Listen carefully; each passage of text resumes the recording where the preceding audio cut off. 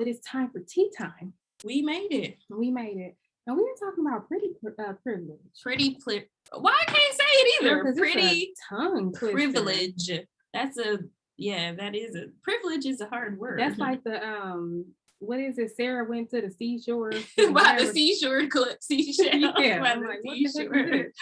Tongue twister. So there was an article on XO Necole. Well, first, this is a common conversation that's been happening in Clubhouse, on YouTube. You still be on Clubhouse? Girl, no. Oh, okay. I'm like, dang, that's retro. But I know this is so old. So last year. So you guys think it just slid all the way back to Clubhouse. No, actually I have not, because I can't give you, because I just haven't. How about that? Yeah, I deleted mine. I was like, but when I was on, it was quite the conversation. Okay. It was quite the conversation. And you were reading an article on XO Necole that talked about pretty privilege, and there's a young lady by the name of Stephanie on here that was sharing her story, and she's saying, now look, this is my story, okay? It's not your story. I don't need your feedback on my story. No. Right? You can add to the conversation, but don't talk about my story. Because okay? It's mine. It belongs to me. Respect it. And I'm gonna stand beside it. And that's what we gonna do. We're gonna stand beside it, and we're going to respect it. Okay. Now she starts off by saying, now look, I do think I'm attractive, so don't hit me with the, oh my God, you're so pretty. I know that. I do think I'm attractive. However, as a Black woman, I know that we're all beautiful, but I do think that there's a such thing as having pretty privilege. Yeah. So first, let's start with, what do you consider to be pretty privilege?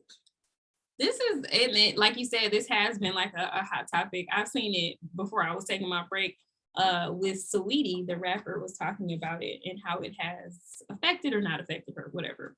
But I foresee pretty privilege as being like, you get by on your looks. You get things offered to you.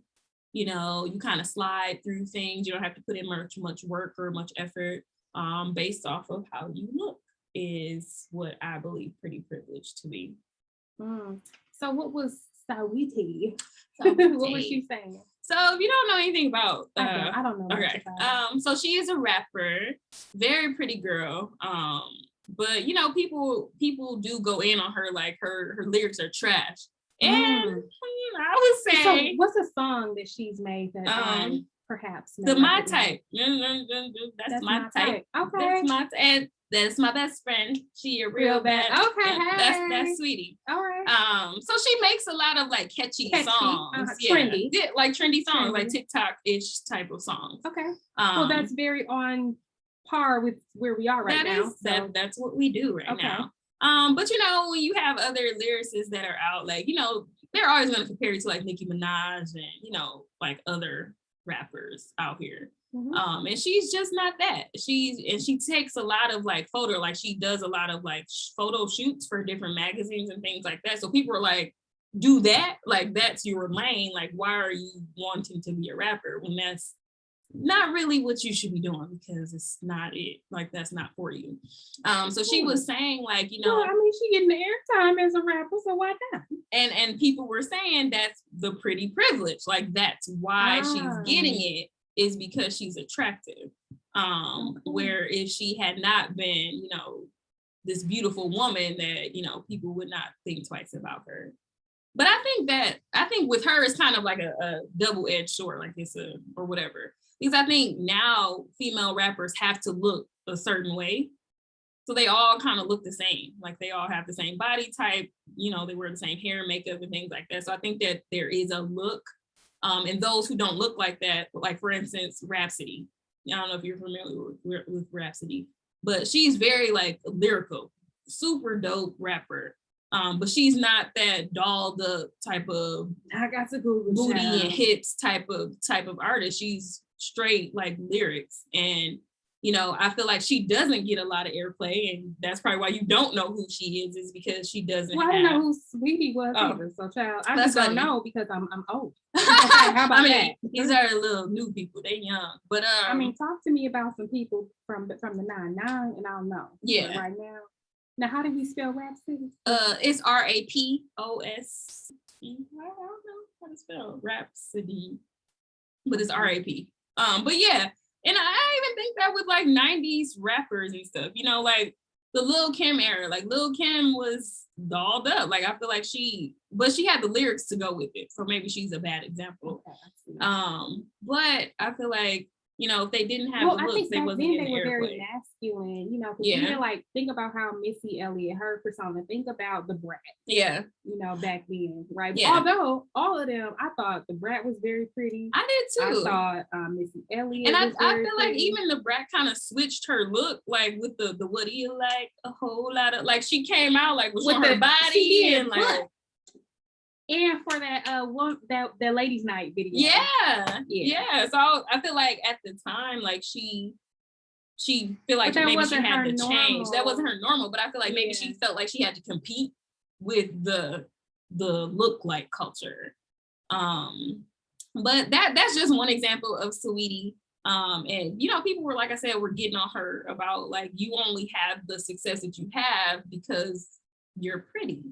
And I feel like she plays into it a lot. Like her mixtapes are called Pretty Girl Music, and she really plays onto it. Let me tell you something that I learned from Candy Burris. Okay, hey, you want to talk about me, honey? I'm gonna make $1 out of it. The queen entrepreneur herself. She is the serial queen entrepreneur of whatever it is that y'all want to talk about me about. I will make money behind it. So I say, now I'm not too familiar. So you know, you named a couple songs. I do recall them.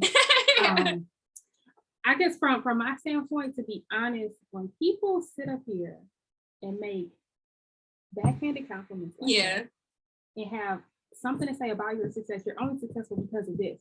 I think that is some God, I'm gonna be honest with you. I think that it's rooted in envy. Yeah. Because so what? Yeah. Let her do her. Okay. If that's what she's doing. Or don't choose not to listen to it. No, if you don't like it, keep scrolling. If you don't like it, don't comment. If you don't like it, you ain't gotta buy her music. That's the hating part. Like, why are you indulging in it if this is something that you don't like? Like why are you spending time talking about what you consider to be her lack of talent? Right. Okay, well, but guess what though? She's on the chart. Exactly. People are playing her music. That is true. So I mean, there are a million ways to skin a cat, and I think whatever her angle is, if she's comfortable using it to be successful, then so be it.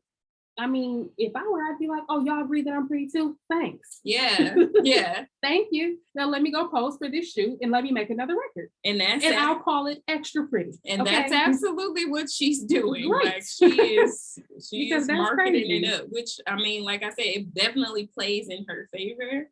And I think she was saying that like she does recognize the privilege in her looks and where that comes from.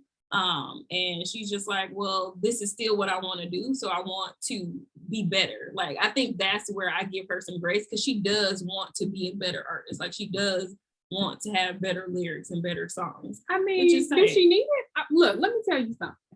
I mean, she don't need it, but I feel like if this don't like do, for me, I like music. You like music too. So I'm like, if you're going to do the art, like do it. Don't just BS it because you can't. Like we all can rap, but don't, at least for me. But again, I'm not buying her music. Like I don't stream Sweetie songs. I don't buy her albums or any of that because I don't like her artistry. That's just me personally. So I feel like I can say that when I don't support her either. But I do respect that she's like, I recognize that people feel this way and I want to show them that I can do this. I can be better than what I've been putting out. You know, I feel like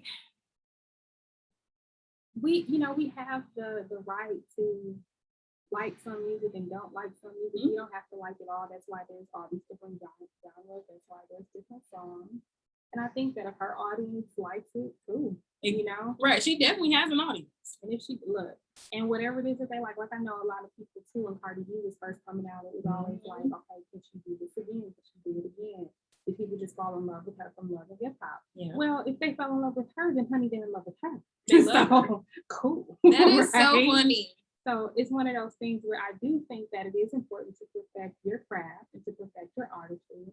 And I do think that sometimes we do rely on certain things, right? I think that there are some people that rely on their talent, so they never study. They never study their craft. They never study their artistry. I think even with us in this podcast, like there is work that needs to be done. Like we can't just keep showing up every week and just, if you do that, you'll stay the same.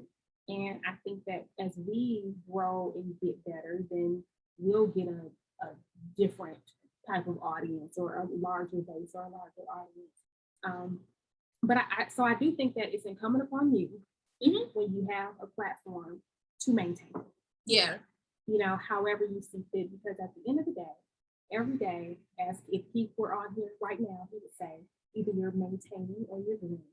Yeah. So every single day we're making a decision. If you do nothing and you just stay the same, in a year, you'll still be in the same spot. But if you put in the work, then you'll get better, you'll grow, whatever.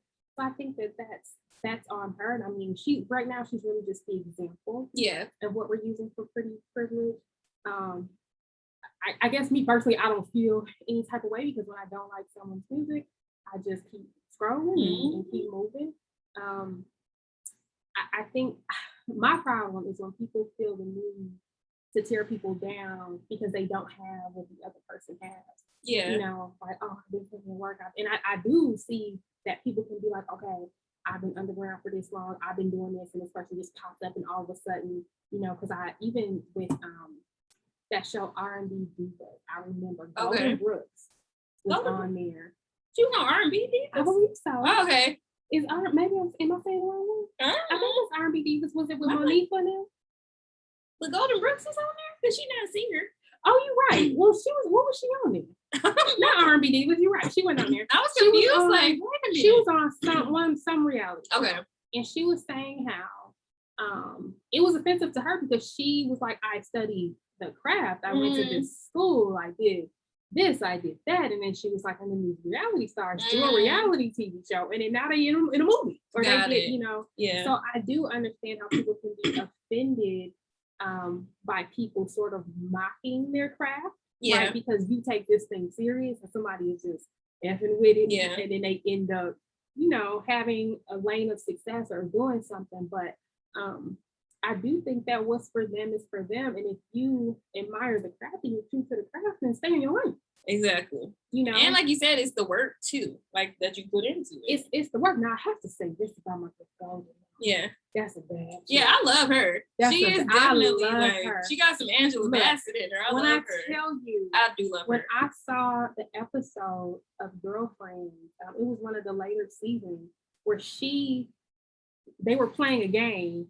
They were like doing charades or something, and she was impersonating Angela Bassett. Impersonate Tina Turner. Yes. And when I tell you, she killed it. That was at Tony wedding. At Tony, girl, at her bridal. Her bridal thing. Yeah, her bachelorette party. When I tell you that she killed that. She did. Like, I love Maya. I love Golden Brooks. Yeah, she is great. I am a big fan. Big fan. Okay. But I do think that, times change and things change and things do become trendy. And so if other people if it ends up working out for them, then look, be happy for it. Hey. And because to me that would give me more confidence. Well, look, I know I'm bad. Yeah. I didn't study this. I am an actress. Yeah. So it's like, but I think you also said something too. Like, I mean, there's a lane for everybody. So just because all of these people are now, being sought after, or they, are in roles, or now they have this recording contract, but there's a lane for everybody. And if you, like you said, do the work and build up your fan base, then that's fine. Like, do that. And things change. Like, I think that if you are becoming less in demand, but you know that you have that skill and you feel some type of way about it being misrepresented on TV, then teach them. Yeah. Mm-hmm. Tell them, like, look, I'm a trained professional. I've worked on Broadway. I've done blah, blah, blah, all of that. Hey, each one. That's a pretty privilege, because now I feel like we got on tangent. We went on a whole tangent. I don't know. I don't want to compare it to white privilege. But here I go. I mean, you already opened the door. I'm here now. So now we're I got inside. its way. Yeah. But I feel that there is a such thing as pretty privilege. Yeah. I think that unconscious or conscious, there's a such thing as unconscious bias. Yeah. Right. So it is what we perceive, what our mind tells us about people based off of limited information, and we're only looking at what we can see. And I was telling you right before we went on air that I saw, there's a group that we're in, I can't think of what it's called on Facebook, but they posted a picture of Morris Chestnut, and he was smiling, and it was like, when a man is flirting with you. You know, it was like, this man is flirting with you. But then it was another man who was heavier, darker, and it was like, this man is a predator. Yeah. But he's doing the same thing. Their actions are the same, but their perception is different based off of who's doing it and what you like. Yeah. So I do think that there is a such thing as pretty privilege. They also say that when guys stand before judges, if they are less attractive, they do more time. Really? So we know if they're black, they do more time. Oh yeah, that's a good But also if they're darker, they do more time. Wow. And if they're unattractive, they do more time. There are correlations between these things. Same thing with as far as promotions and things in the workplace. There are a lot of women that I've heard in my own company where people will say, she doesn't have the skill set, she doesn't have this, you know, she's a flirt, that's why she got this, that's why, you know, people say stuff like that all the time. And then for guys, you know, they'll say whatever they say. So, you know, I do think that there is such a thing as bias. Yeah. Because of your perceived beauty or attractiveness. Maybe I'll say attractiveness. You know, I think that that's the thing. I think that we treat guys different. We do. I do. I'm gonna speak for myself. Based off of how, you know, if you'll accept a guy approaching you a certain way if you like it or if you think he's attractive. Yeah. But if another guy does that, you're like, and that was so disrespectful. Yeah. And I don't mean you, I mean we as women will do that. Yeah. I would we were just talking about this before we started recording, but like with the younger guy or the guy our age and like an older man, and you'd be like, ew, like granddaddy, right? Exactly. You are too old, like this is creepy, like Uncle Chester type of vibes. But if it's a guy our age and it's like, all right, okay, I'm gonna go. But I think when you were making the correlation between white privilege and pretty privilege, it made me think about how with white privilege, like they perceive to be so unaware of the privilege, oblivious to the privilege that they have. Yeah. And anytime it's like pointed out, like housing, education, health, like we can point all of these factions out to you to show you the white privilege, and it's just like so oblivious to it. And I think that's the same with pretty privilege, and it's because I was born like this. Like I don't know any other way. I guess that's the way I can kind of explain it. So if you're pretty and you know you just and it's like because it doesn't mean that you didn't have any hardship, right? It just means that it was set up for you to succeed. It was set. There we go. That's it. It was just set up for you to be that way. And that's what this girl is saying. She's a darker skinned woman, and she's talking about like, oh, people are asking Sierra for what was your prayer, and she was like, girl, we don't need to know Sierra's prayer. She's a light skinned, beautiful woman. Russell wanted her. Period. And you know, she's like, her prayer is not going to help me. You know. And she's saying like, again, she's saying, I don't think I'm ugly, but I am telling you that I don't meet the standard of what people would call beautiful. Wow. Let's talk about that for a second. go ahead. Here we are. And I totally agree with the young lady on that. I feel like for me, I'll just go back a little bit. So I grew up in a house where my sister was fairer. She's lighter than I am. And I would always compare myself to that. Like, wow, like growing up, I mean, when you in the media and everything else, I feel like lighter skin, that's the society we live in. Like it's just kind of put on a pedestal.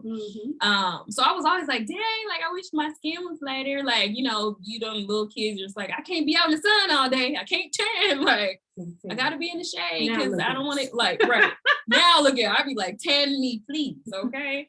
Like I don't want to get dark and you know all of those things. So it took me a long time, and shout out to this kind of, I hate to say it's trendy, but it is trendy, like this melanin trend of being, you know, darker toned and the beauty in it. And while it's a trend, like I'm grateful for that women of all complexions are recognizing that they're beautiful, not just this one type of beauty standard. Now we all have a space to say like, I'm gorgeous, like fuck you mean? Like I don't right. But do we? There's still that But it took me years to find that my lane of like what beauty is for me, and to be comfortable in my skin, and to allow myself to get darker in the summer and to be okay with that. So I do agree, like that pretty privilege. I feel like there are times when I do have it. It's so funny because there are all these like TikToks and memes like I look raggedy like 97% of the time, but baby, that 3%.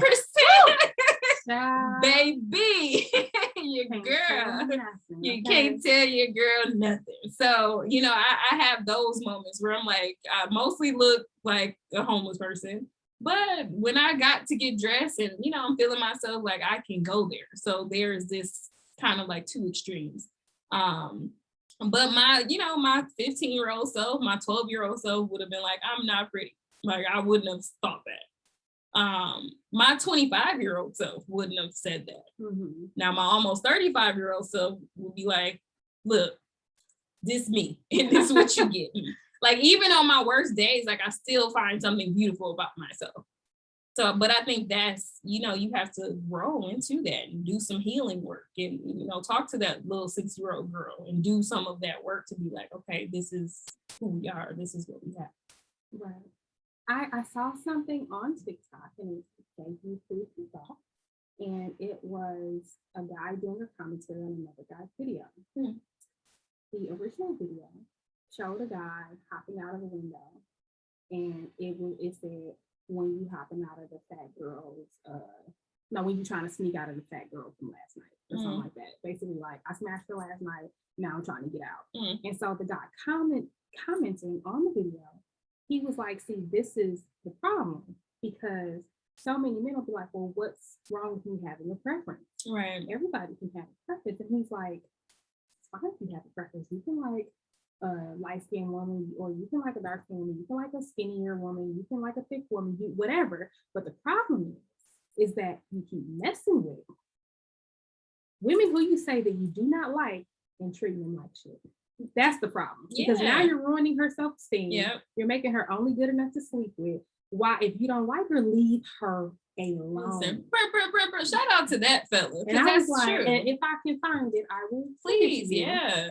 But that was food for thought, because a lot of people, they pick their mate based off of who society will say is pretty for them, right? Like they might actually like something else, but to be socially acceptable, I should date somebody who looks like this or who whatever. And so I think that's where a lot of the damage happens. It's not really in your preference, but it's when you have the nerve to tier women, or men, because women do it too. Women do it too. We do it too. And I'm gonna talk about us then and say, oh, I would never have his child. Oh no, I'm gonna sleep with him now. Yeah, I would never marry him, but I'm gonna take all his money though. Yeah, or vice versa. So true. And I think that's where the hurt comes in, because we're inflicting pain by treating people like they're less than. We're literally dehumanizing people based off of what they look like. Yeah. And when did that ever become okay? Now I understand that we were taught this behavior. Yeah. Okay. We were taught this. Time. That is why we actually I got distracted. Oh God. Oh, was it all? I was like, what is that? That's still that's so weird. But in any case, we were taught this behavior, right? Because that is what they did to us. They treated us different based on how we looked. They dehumanized us. They made us, less than a human being.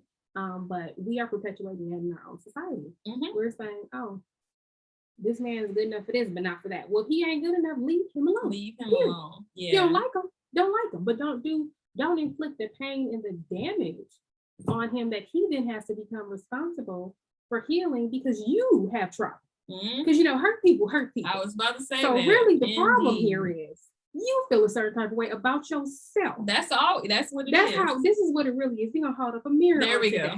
It's when you have the nerve to look at a man and be like, I don't date light-skinned men. Yeah, I don't date dark-skinned men. I don't date men who do this and do this and do. Well, then leave him alone. It's that projection. But to sit here, date this man, and then tell him how you don't date men like him. Right. Come on. Right. Or women, sit here, date this woman, and then had a nerve to tell her that you don't date women her size? Yeah. Or her complexion? It's well, leave her alone then. It's such a weird time because there are a lot of trends on TikTok like that, just like that right now. Like there's a song, like, I don't know how the song goes, but it'd be like, you left me for a goofy, and people will have like their captions of who they left me for. So what I've been seeing, that's why I be having to use my not interested button. A lot of them say like, you left me for a dark-skinned woman. And I just be like, I don't like this. I don't want to see this. So the ex is saying you left me for a dark-skinned woman. Yeah. And she says dark-skinned woman, or she puts up a picture of a woman who's dark-skinned? It's just like a caption, like you left me for a dark-skinned woman. But the song is like, and then you stupid because you left me for a goofy or something.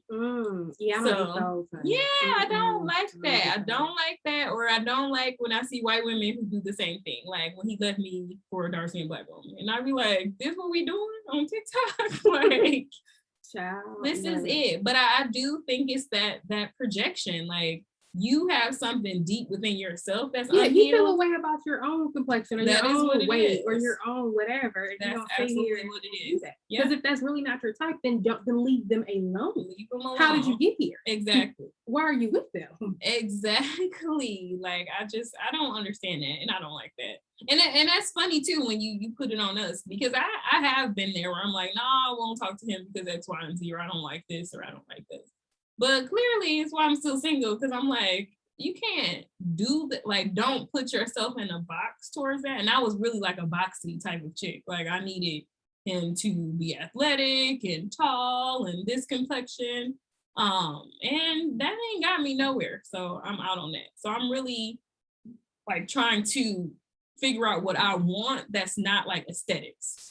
And I think look, have your preferences, but then leave them alone. Absolutely. Is what I'm saying. Like, I don't think that I've dated somebody and was like, I don't like how they look, and then proceed to date them and then continue to tell them that I don't date people that I don't like them. Yeah, like that doesn't make sense. That's out of order. Those are the microaggressions. Yeah, those small, everyday little comments that ruin people's self-esteem. Yeah, it does. And now you gonna have kids by this man, and you tell it you. Then how you feel about your babies? You gonna have resentment toward them too. How you go? I mean, because remember, you don't like him. It's so interesting because that and vice versa too. Because let me tell you something. A dude dating me got the nerve to tell me like I don't like girls like you. Well then, honey, go. Yeah. Because you ain't gonna keep telling me that you don't want me. That's one thing I know for sure. It's crazy. Yeah. That is crazy. And just leave them alone. Yeah, like, that's like emotional abuse. How you gonna sit there and be with somebody and make them feel like they ain't good enough to be with you? Yeah, like that's crazy. That is true. I agree. I don't like that.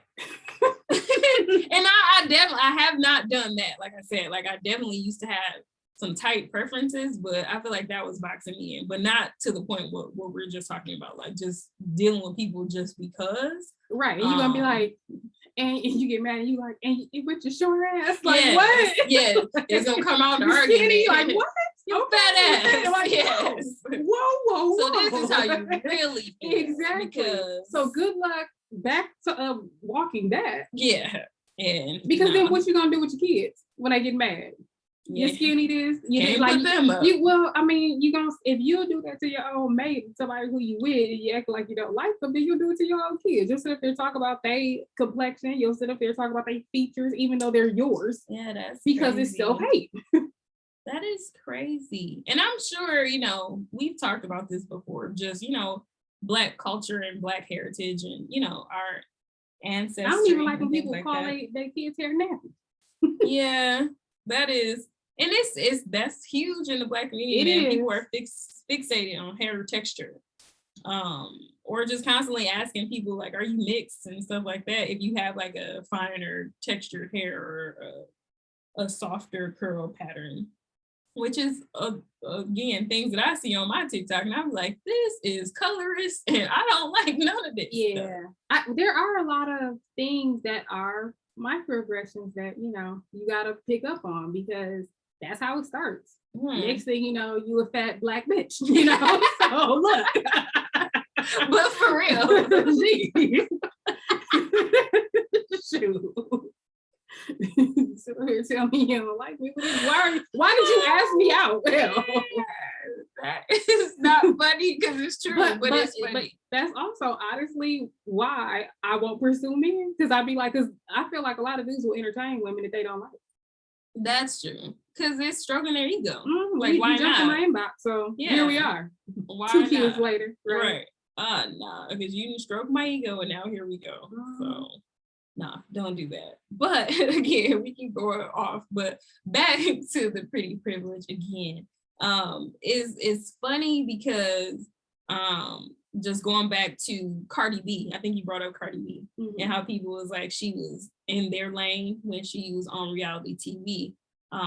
But I think another thing with her too was like the being a stripper, and people did not like that she came from the club scene and then she started to be a rapper, which was really interesting. But now like everybody wants to be strippers, which is like you did what you had to do to get what you need to get done. You know what my friend TJ says all the time is when people are so against something, it's really a reflection of how they feel about themselves. Absolutely. So like the people that are out, like protesting abortions and doing the most, they probably had some, or like somehow it means something to them. Because you're going too hard. You're going too hard. Yeah. Or like people that are so like homophobic. Yeah. Oh yeah. She always says they're gay. Yeah. Like that's her go-to. Like if she dates a dude and she be like, yeah, and out of nowhere he just made all these homophobic comments. She's like, so I figured he's gay. And I'll be like, what? And she's like, well, I didn't bring it up. I didn't ask him about it. How we even get here? And you going this hard? You gay. I think she got a point there because you doing too much. Like that's why it's so important to listen to people when they talk and the things that people do and say, because communication is only 8% verbal, right? And if you really listen, a lot of times people will tell you exactly who they are. Yeah. But we don't want to see it. That's the real problem. No. Is that we don't want to see it. We be like, oh no, they ain't mean like that. Or well, like we make an excuse for it. Yeah. No. Instead of calling stuff what it is. That's definitely a super red flag. Because I'm like, why are you worried about what somebody else is doing? First of all, this is a red flag because you cannot mind your own business. And that's a problem for me. I need you to mind the business that pays you and not worry about what somebody else is doing in their lifestyle. Because it don't got nothing to do with you. Yeah. Like, that's creepy. I mean, I think it's fine. Think whatever you think, but like, why we gotta go so hard against it? Yeah. Like, do I believe in people being strippers? No, but am I gonna sit up here and bash Cardi B? No. Yeah, because hey, it ain't my money and they ain't paying my bills. I always look at it. So yeah, this don't got nothing to do with me. But yeah, I just think that's interesting that people play into that. And I think I would like to know how she feels about pretty privilege, because I know for her, like Cardi B? Yeah. Like how she would feel. But then people always make comments about her too and say like, oh, she's not pretty, she's just light skinned. Like people make comments like that too. I do. I've heard that before. But I'm just like, well, that's the society we live in, child. I don't know. I think it keeps coming off. But yeah. Sometimes I wonder, do we teach our kids that? You know what? I'm glad you brought that up. Because I think for me, I have a son, so it's funny that you brought that up because it always interests me, like seeing the type of young ladies that he's attracted to or the girls that he likes.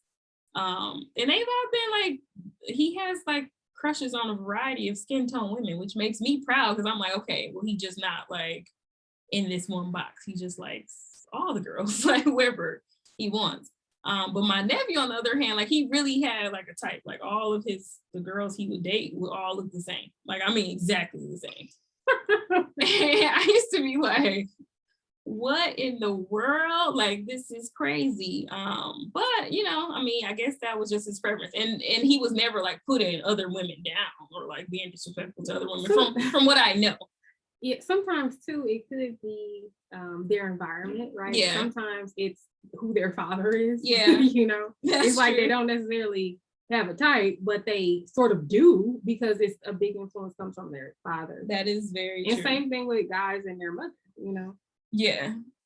So that's interesting, like just seeing how that happens with young people. And but I feel like a lot of, again, because my son's an athlete too, so I see the girls that are attracted to him and that want to be like in his space and in his circle. And it's just like, wow, I'm glad that he does have the parents that he has, because he could go like a whole totally different way, which is, I'm proud of that. Any way in particular that you would like him to go?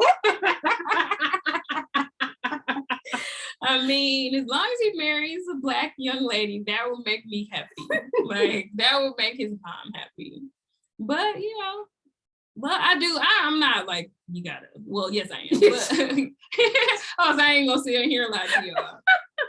I am. Like, I definitely would like my son to marry a Black woman. If she can't use your comb, you can't bring her home. I was just gonna say that because I learned that from you. Oh my God. I was like, what? And you're like, you ain't never heard if you can't use comb.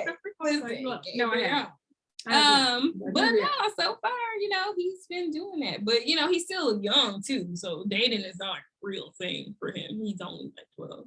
But as he goes to high school, and if he goes to high school with all white kids, like that's exactly. This is what you have, son. This is what you get to pick from. You're gonna be there processing like, no, I can't. Right. Like, I don't like it none. My mama said I can't date none of y'all, which would be funny. But who knows? But that again, environment is huge on, exposure. Yeah, the things that we learn. And then too, I think it's about what we say to to the kids. Yeah. Like my niece is lighter, right? Yeah. I always tell her that she's so pretty, and the younger niece, I always tell her that she's so pretty and blah blah blah blah. And then one day I thought about it and I was like, I want to make sure that I'm deliberately telling her that that dark skinned young girls are pretty. Yeah. Like, oh my God, like if we're out in the mall or something, isn't she pretty? Like some, just those little things, because even though you're not saying that they're not, it's like implied. Yeah. So you gotta be, you know what I mean? Like you gotta be conscious of that. Like, hold on. You have to be conscious. And my other niece, who is darker, she's pretty too, by the way. Absolutely. Or buying her dolls that. Oh yeah, she does. Yeah. No, because that's good. I think in that little experiment with the dolls, like the white dolls, exactly. Like kids just never seen dolls that look like them, and it was like, well, this doll's ugly because I ain't never seen no doll. I ain't never seen it. Ugly, right? I can't recognize it. No, but more recently though, because she has red hair, and she's been saying that her hair's ugly, and I'm like. Excuse me, how did we get here? Special hair. But my older niece, she did the same thing. She did the same thing, and she would say, "Don't talk about my hair." And I would be like, "Oh, it's so pretty," and she would hate like if people would draw any attention, because when you're younger, you want to look like everyone else. Mm-hmm. So I buy her some dolls with some red hair too. That would be like a black doll with red hair. Right. I'm sure there's some out there, because I feel like. And I would say, so the younger niece, whose name is Ariel, I'm like, well, Princess Ariel has red hair. She's like, her red hair isn't like mine. Aww. Because it's red. Yeah. And she's like, sandy red. Yeah. Yeah. But shout out to the new Little Mermaid is coming out with the girl sister. The Bailey sister is playing Ariel, and she got dreadlocks and everything. So that'll be like something for her to see whenever that drops. I don't know when it comes out, but take the baby to see that. She'd be like, that's me. I'm Ariel. Right.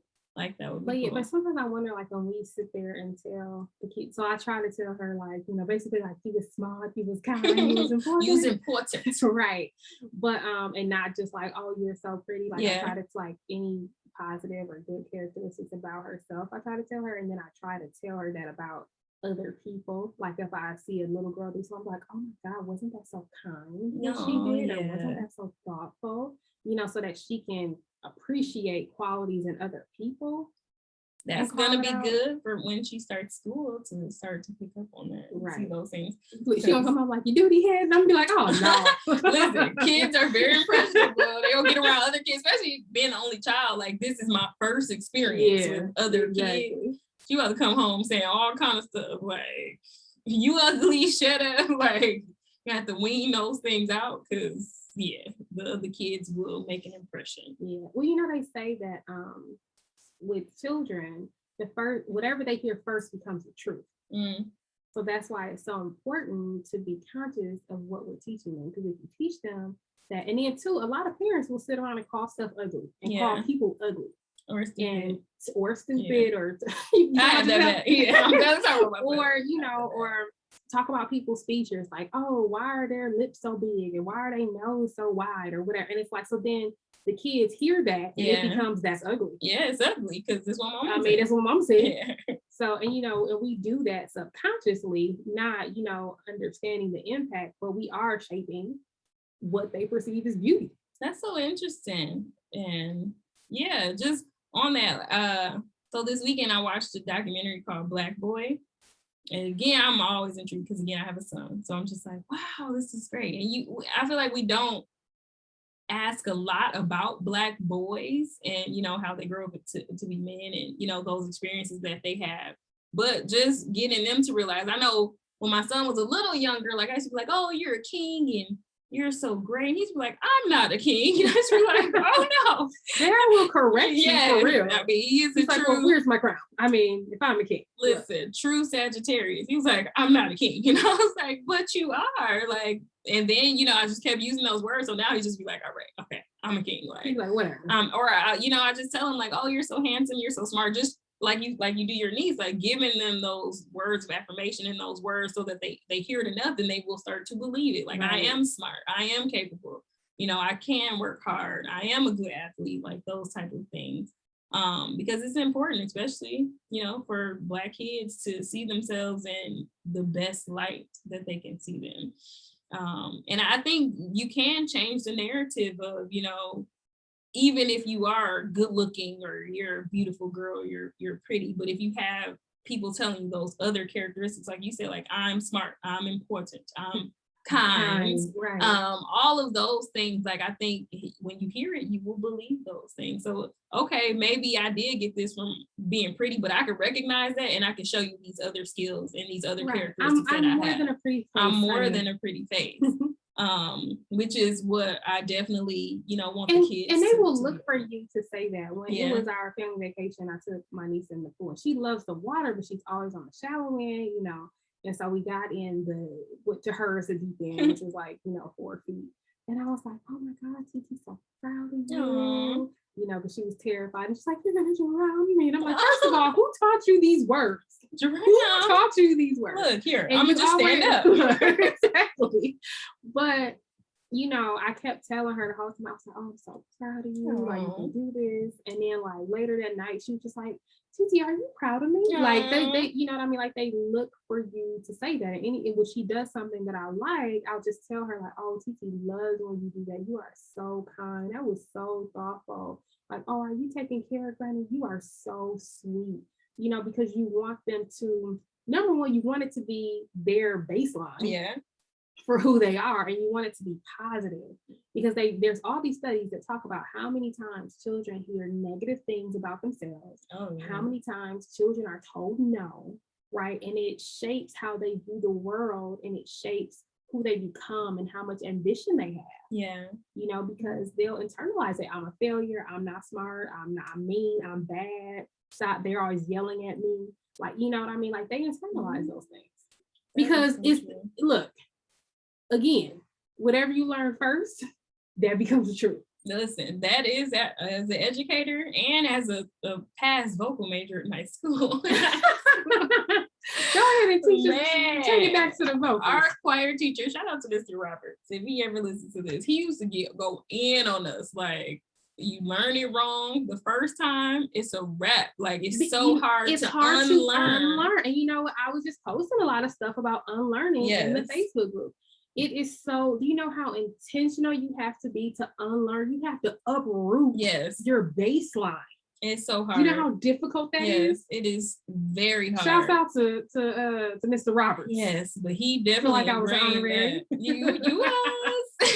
He ingrained that in us. You learn a note wrong at first, you are out. Like now, because it becomes your truth. That is it. Like, this is the note you think it is, but it ain't, and you got everybody wrong. Just like like they even say, like, let's say that like women who spend a lot of time being overweight, Mm-hmm. once they lose weight, they'll still buy big clothes. Yep. Because their perception is, I can't fit that. Absolutely. Right? I'm too big. Absolutely. So, or vice versa in my case. Like, you just were child, skinny your whole life. I refuse. Listen, and you cannot buy the clothes size you really need because you're just doing too much. Girl, okay. I'll be like, well, it's stretch, right? Listen, okay. Now, what percent spandex is in there? Listen, you be looking at all the tags. Like, let me Now, what material is this here now? Listen, looking at all the tags. Like, this gotta stretch, bro. But yeah, I mean, that's very true. Pretty privilege, is it a thing? I think so. Yeah. But I think that we teach our children to treat people a certain way because we don't appreciate the differences. So we'll make something pretty by only acknowledging a certain type of beauty. You know what I mean? And I think that if we do show and expose our children to it, I remember my oldest niece, she's a daggone teenager now, but I remember when I used to get her every weekend when she was really young. And there was a little girl who were in the store. She had Down syndrome. Mm-hmm.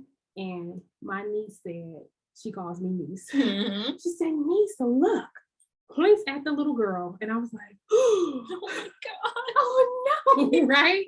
All eyes on this little girl who has Down syndrome. Because everybody would look because she's loud.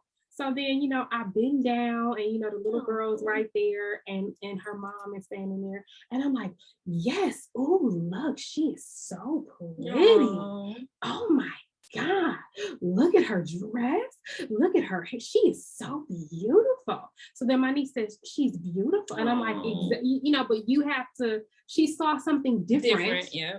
Right? Which is what people would do to her with her red hair. I remember I took her to church one time and somebody asked me if her hair was dirty. You know, the mind of a child. You know, I ain't mad at the little girl. That was another little girl. It was another little girl. Okay. That's the mind of a child. But, you know, I think that that's why, like, so for example, Margarita, shouts out to Margarita. Her birthday is it tomorrow? Let me see. What's today? Yeah. Today is happy birthday to my good friend, Rita, aka Margaret, aka Margarita. She does a lot of work with foster children. And last year we did a drive and people sent us money. Shouts out to our besties. Y'all was cash apping and doing the most. And we bought a lot of toys, but I bought toys. There were Lego toys, like dolls with Lego with that were in wheelchairs, that had different color hair, just all of that. Cause I'm like, and when I brought them there, Margarita's kids was there when I dropped them off, and they was like, "Oh, we want these." So then the grandma was like, "Send me the link, cause I gotta buy them the one." You know, but it's just the idea of exposing them to different types of beauty and different types of uniqueness and making things, acknowledging things that are unique. You know, like, oh, this person has really big eyes. Oh my goodness, they're so unique and beautiful. Oh, this person has really, you know, a different shaped lip or nose or whatever. Look at them. Aren't they gorgeous? Indeed, yes. Like, appreciate it. We got to. We have to appreciate our differences because that's and celebrate instead of being like, oh my God, her nose is so wide, your nose so big. And shout out to the toy companies. I mean, inclusivity is huge. Like, right. There was, like I said, when we were kids, like I don't remember seeing that many dolls that looked like me. Like, it was like, I wasn't allowed to have black. I was not allowed to have white. Oh, you weren't? Listen, I had all the Barbies. But see, I wasn't allowed to have white ones though. My mom was like, nope. That's good. And my grandmother, they would always come out. So my grandmother always bought me baby dolls. And they would come out with the white one first. Yeah. And then the black one later. Yeah. So the only white Barbie that I had was the my size Barbie because I wanted it so bad. Yeah. And my mom was like, they're gonna come out with a black one. We gonna wait on that. And I was like, no, we're not. I want it. Yep. And that was the only white Barbie. And I feel like it was only like white and chocolate. Like it wasn't like the variations of other shades. Like this is just like makeup. Right. It was dark. And it was 15 shades of white. Oh, white. Cream, it was pale, dark. Peach, and dark. Right. Like what? What the world? But yeah, I think that it's incumbent upon us to watch how we are using our language and how we're calling people black and dark and ugly and fat and chunky and whatever. Absolutely. Working in a school, I definitely correct our kids. Anytime I hear them say that, or, as I did summer school, we would go outside, they'd be like, it's hot. I got to go in the shade. I can't be in the sun. I'm like, come on. We about to be in the sun. We got some suntan lotion in the back. We about to make it do what it do. Because this is what we do. Let this melanin absorb all this vitamin D, because that's what we do best. Like, you're okay. Like, you're good. We was made for this. We was made for this. So except for we weren't, because I got burned, y'all, really, really bad. But that's neither here nor there. Definitely got burned. We wasn't doing it right. We did not do it right. Okay.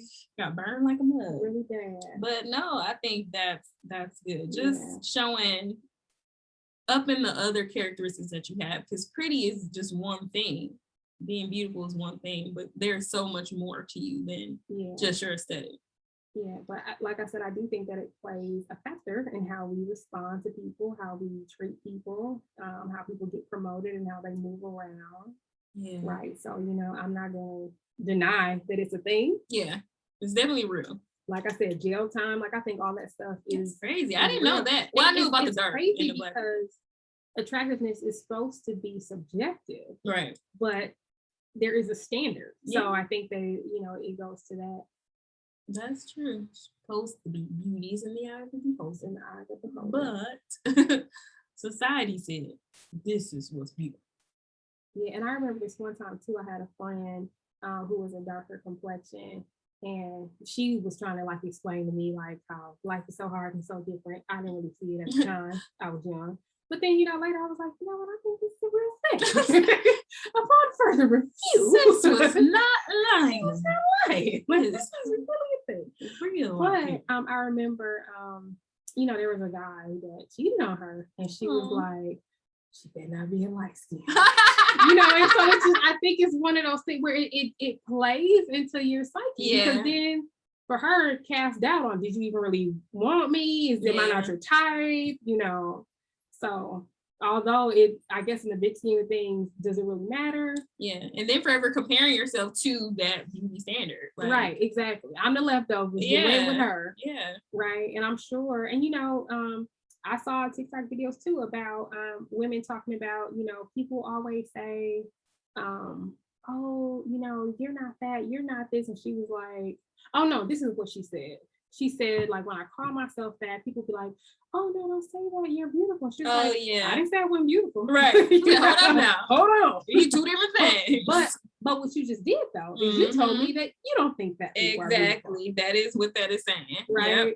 So yes. I think that that's what we have to do is pretty privilege does exist, but we have the power to change the narrative and to celebrate different types of beauty. And if we never allow our children to hear us call a woman that's bigger beautiful, without any of putting that caveat exception. She big, but she can dress that. She wears it well, because you're making an exception, right? Yeah. Or I know she's pretty for a dark skinned girl or whatever. Yeah, that's to kill me. Yeah. What does that even mean? But the thing that I always thought was so crazy about that statement, not even that statement, but the fact that white blonde is a standard of beauty, is that a lot of people love biracial children. Girl, it's so creepy, man. I mean, it could be white and black, it could be Hispanic and black, whatever. The fetish Japanese, is real. The fetish is real. And so for me, I would draw the conclusion that my black is what's making all this beautiful. But the perception is, let me dilute the black. Let me dilute the right? That is my perception is adding the black makes it cracking. Made it cracking. Exactly. It would put the sauce on it. I mean, the black is the sauce. The sauce on it. Okay, that sauce is in it. I'm just saying. Shout out to the melanin genes. That is so funny that you say it, because on TikTok you see a lot of that too, of this fetish. Yeah, I have seen that. I have seen the mixed children, and I think I brought that up in one of our group chats. It's so many mixed people in the world. Yeah. I was watching an NBA game, and I was watching the NBA draft. That's what it was, yeah. And all of those dudes was mixed, all of them. And I was like, oh my God, like, are there any, it's so sad to say, but like regular Black people, like just Black. That's why I'm gonna have me a regular Black child just to mix it up. I mean, just throw a little razzle dazzle in mix there. it up a little bit. Listen. But it's funny, but you will get that. Like, I'm like, no, or, you know, I don't want anybody to ask my son, like, what are you mixed with? Like, no, both my parents are Black. Like, I'm Black, and that equals Black. Right? Child. What? Yeah, but Black is beautiful. Any way you cut it, biracial, whatever. It is. Black is beautiful. It's a celebration. It is. But I think the negative, I'm sorry to cut you off, but when we get into the down in other people, like, oh, well, I'm mixed and I'm better than you, or like stuff like that, like the negative part of it makes me be like, nah, like I don't like that. I agree that I don't like I don't think everybody explicitly says I'm better than you, but it is implied, yeah, right. I think it's again the microaggressions, right? Or like, you must be because you're so pretty. Like, there was this one girl, she was gorgeous. And she was like, people keep asking me what I mixed with. So she was like, so let me tell you. And then she was like, Black, African American. I love it. Negro. Like, she just kept going, you know, I'm gonna lay it on thick. She was gorgeous. I love it. You know, but the assumption was, oh, you must be. And so, you know, some people are like, oh no, your eyes are like Asian. You know, like they were trying to pick out different features, and she was like, nah, but just accept it. Black is just beautiful. I don't know what else. I don't know how you want me to cut this. Except that gene. I mean, they say all people started from the motherland. So the mitochondrial DNA. Yeah, that. There right. we go. Y'all started from the same spot. So therefore, we all got this beautifulness within us. But yeah, you know, that was an interesting conversation. And it does make me put myself in perspective of like, how am I, you know, being a part of the problem, and how am I being a part of the solution by just, you know, recognizing other good characters and not playing into the you're more beautiful because X, Y, and Z, or you're pretty because right. Maybe I'm a different type of beautiful. Yeah. But there's no one type of beauty. So if my nose is bigger, if my eyes is bigger, if my ears stick out, then that just adds to how great I am. Hey, and if you don't want that, then go away. It's a little razzle dazzle. You know, if you don't like it, then leave. Right? Because who's keeping you here? Just a little razzle dazzle. And then same thing with me. And I think back in the day, like in the 90s, it was a big emphasis on lighter skin complexion. That's true. And then I feel like now there's all these memes and stuff about, oh, he sound light skinned. He acting light skinned. Yeah, it's like a flip. Right, it's like a flip. And it's all, you know, like appreciation for darker skin guys. Yeah. And then too, I feel like it's, you know, even with girls, it'll be like team light skin, team dark skin. I'm like, so we don't talk about each other. That's crazy. It is so crazy. Like, we try to remove ourselves from that, and then it just keeps coming back. But we gonna divide ourselves. Okay. We just keep doing it. That makes a whole lot of sense. One day, I have a dream that one day, not the Dr. Martin Luther listen, King, that we are going to be beyond this colorism and separating each other from life. And then it gets perpetuated with our kids. It does. It's just the cycle never stops. It becomes a pathological cycle that gets passed down. So either your kids hate themselves because they're the color that you talk about, or, you know, I don't know. They'll fetishize. And so then what do you do when you have kids that are two different complexions? How does that work out? That is it. I would like to hear from parents like that have like a dark child and a light child, which is really interesting. It's so funny. We have these new twins at my school. They're in the 1-year-old room, and they have to be fraternal. They don't look the same. Not that they cannot be identical, but I'm pretty sure they're fraternal because they don't look identical. But one is dark skinned and one is light skinned. And right, and I mean, and that's how you said you grew up, right? Yeah. Your sister was lighter, you were darker. Yeah. So it's just like I was forever trying to be like, dang, which I was light skinned. I wish upon a star. I wish I might. I wish I might. Like, then I didn't know who my dad was. I'm like, dang. To add insult to injury. I'm like, I wonder what he looks like. Girl. Come to find out, I look just like him. So yeah. Wow. Yeah, that's crazy. Bro. Okay, back to the twins. Sorry. Our bats. We're off on a tangent. But yes. So the twins. Oh, the twins. So yeah. So one is light skin, one is dark skin.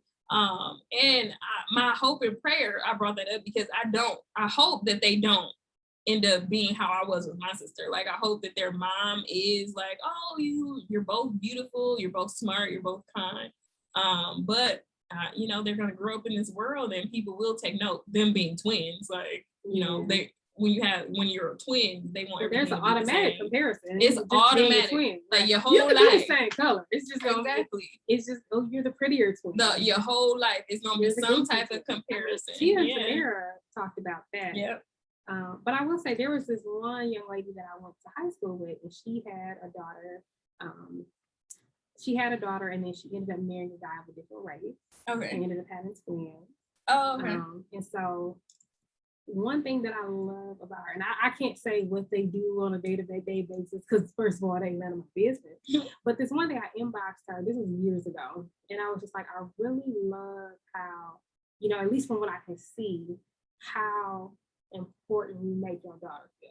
Oh, because her first daughter. Yes. Okay. The first daughter who happens to be darker, and mind you, everybody else in the house is lighter, because she's already lighter. Okay. And then she married a guy who was not Black, and then the twins are So, you know, because at first I was like, oh my God, what's gonna happen? Right.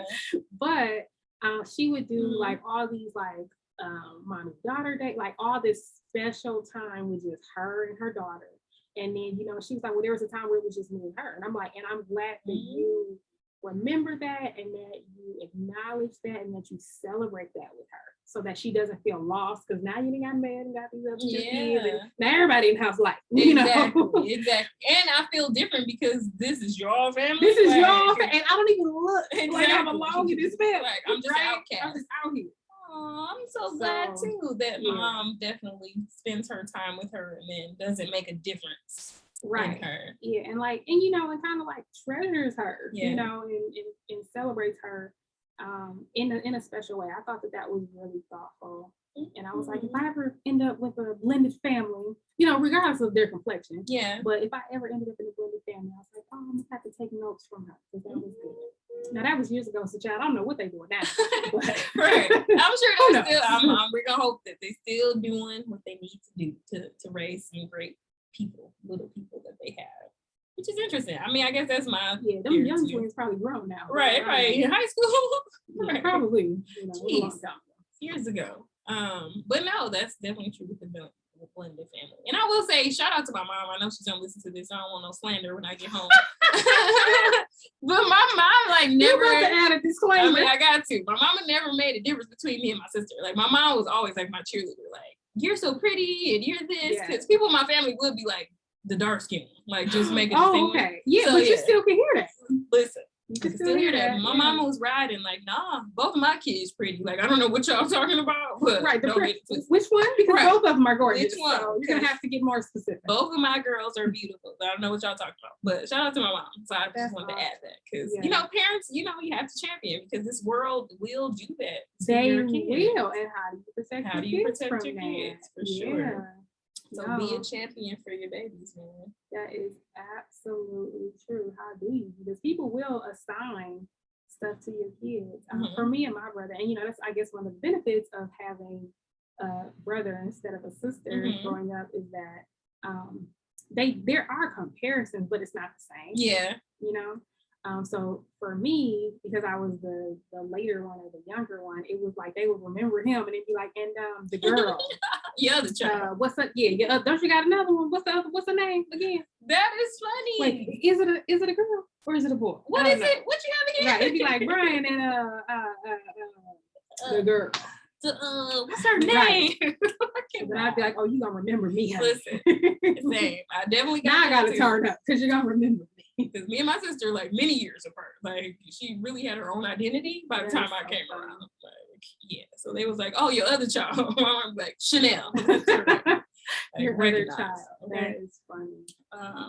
Yeah. That's interesting. But no, I think it's good to give those positive affirmations and tell them, like, you gotta give them their identity. You do. Like, who they are. Who is smart, who is kind, who is important. Yeah, and letting them know that, like we said before, and like you said, there's so much more to you than the way you look and your outwardly appearance. Really building in what's inside of you, I think, will always outshine the outside. Have you ever done anything to benefit from pretty privilege, do you think? Trying to really think. Definitely not in my career. Because again, most of the time, I look homeless. I look crazy most of the time. And I'm okay with that. Like, I'm comfortable in the skin that I'm in. So I can't recall a time where I've benefited from pretty privilege. I will say, this could be it, but I feel like when my hair, because I change my hair so much, so when my hair is different, I do get different responses from men. So I have experienced that. So when I have like long middle part sew-ins, men be like, "Hey, baby, hey, who?" And shout. And when I have braids too, like braids are a big hit. The men like me with braids. Braids and like that sewing is it. When I have my regular hair, they be like, "All right, just go about your life." So I've experienced that, like just the responses that I get. And maybe not only from men, but I feel like from white people, from just everybody. Like, I feel like if my hair is a certain type of way, then I get accommodated differently by the way my hair is, which is weird. I think I get treated differently by women. Really, by your hair? So, not necessarily. I'm going to say when I, like, depending on, so first of all, I feel like when I look a hot mess, guys start talking. That's when they be like, hootie hoo. And I'm thinking, like, where are your standards, sir? Can you see? Because, don't you see me? Oh my. I mean, I have plenty of very, very embarrassing stories, okay? Girl. Of me being a hot mess. And the dudes be like, "Come here, shout yeah. But then when I'm cute, they be like, crickets. You look nice. Like, that's it. Right, really? You're not like took me to do this contour. Right. Jeez. But I feel like, I don't know. I just feel like, I don't know. I don't want to go down that road. Like, if you get to the end of the episode, we ain't got time. Yeah, we ain't got time. But that's interesting. So, I don't know. Pretty privileged. So what goes in our soapbox? For me, I'm definitely taking away that there is more than just being pretty. And I think for me, that is part of the reason why I wanted to do a social media break too. Just, providing people images and pictures of me at my highest moments, which was like self-gratification, where I was just like, I don't really need to do this. Like, because the people that care about me and love me are going to reach out to me on the phone. And that's what people have been doing. So all those people online don't really matter to me. So I had to like disconnect myself from reality and, fakeness of social media. And just knowing that I am dope in real life. Like, I don't need to show y'all that on social media. So, I'm actually having a little bit of fun on social media. And I think it's only because last year I did so many fasts. Yeah. So I was not active at all. So I was just, so now I'm like, oh, I can do this. Then, but then every now and again I get overwhelmed by that. Like, this is too much. So I'm doing like small breaks. Like, I might not get on for a couple of days or whatever. And but I agree. I think that it is good and healthy to take social media breaks because number one, it's not real life. And I think it depends on, so social media is a tool. I think it depends on how you use it and how is it serving you, right? If you find yourself comparing yourself to people, then get off. If you find yourself like, oh, I wish I could have did that or I should have did that, then get off. But if you're on and you can scroll and say like, oh, congratulations, that's great, you look amazing, then do it, you know, or if you're depending on some, you might need to unfollow some people. Yeah. You know, or you need to follow some people and unfollow some people. Yeah. Right. Because some people, they don't hit you with the you know, some great content where you need to listen to it and you're like, oh, that's good. That helped me this morning. Yeah. You know, that was motivational, that was inspirational, that fed my spirit. Then continue. So I think it also depends on what type of content you're curating, like what is actually on your feed. I don't like to see a lot of like people's opinions about other people. Yeah.